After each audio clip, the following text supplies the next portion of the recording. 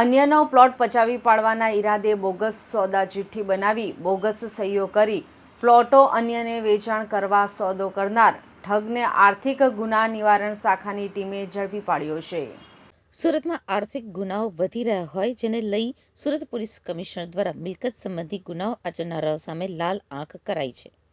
ત્યારે સુરત ક્રાઇમ બ્રાન્ચમાં નોંધાયેલી ફરિયાદમાં અન્યનો પ્લોટ પચાવી પાડવાના ઈરાદે બોગસ સોદા ચિઠ્ઠીઓ બનાવી ફરિયાદી તથા સાહેબોની બોગસ સહીઓ કરી પ્લોટો અન્યને વેચાણ કરવા સોદો કરનાર મોહસિન પઠાણ વિરુદ્ધ ફરિયાદ નોંધાતા જ આર્થિક ગુના નિવારણ શાખાની ટીમે ઠગ એવા મોહસિન પઠાણને ઝડપી પાડી સળિયા પાછળ ધકેલી દીધો હતો।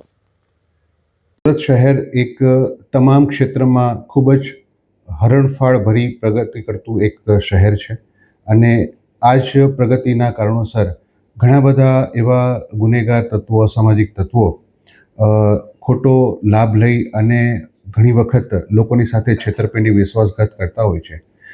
એવા જ એક બનાવમાં ફરિયાદીશ્રીએ પોતાની જમીન એક દલાલ મારફત વેચવા માટેની જ્યારે વાત કરેલી હતી અને એ દલાલે જ્યારે આરોપીઓનો સંપર્ક કરી એમને બતાવી ત્યારે આરોપીએ પોતે જમીન ખરીદવા માગે છે એવી વાત કરી ફરિયાદીના આધાર કાર્ડ, જે પ્રોપર્ટી છે એના કાગળો મેળવી લઈ અને એ આધાર કાર્ડના આધારે ફરિયાદીનો ફોટો કાઢી અને બોગસ સોદા ચિઠ્ઠી બનાવી અને ફરિયાદી સાથે વિશ્વાસઘાત કરેલ, ફોર્જ ડોક્યુમેન્ટ બનાવેલ અને આ સોદા ચિઠ્ઠી બનાવ્યા બાદ તેઓએ ન્યૂઝપેપરમાં આ પ્રોપર્ટીની વેચાણ બાબતેની નોટિસ પણ આપેલ।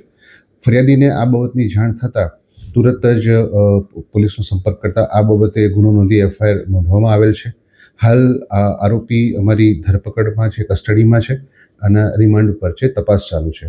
જમીન ક્યાંની હતી અને આ 5 પ્લોટોની કિંમત આશરે કેટલી હશે? જમીન છે એ ડુમ્મસની જમીન છે અને હાલ જમીનનું વેલ્યુએશન ચોક્કસપણે તો નહીં જણાવી શકીએ પણ જમીન ડુમ્મસ ખાતે આવેલી છે અને એ જમીન માટેના આ બોગસ દસ્તાવેજો બનાવેલા છે। આરોપી કોઈ વિરુદ્ધ ગુનાહિત ઇતિહાસ? તપાસ ચાલુ છે અને ગુનાહિત ઇતિહાસ જો મળી આવશે તો આપને અમે જણાવશું।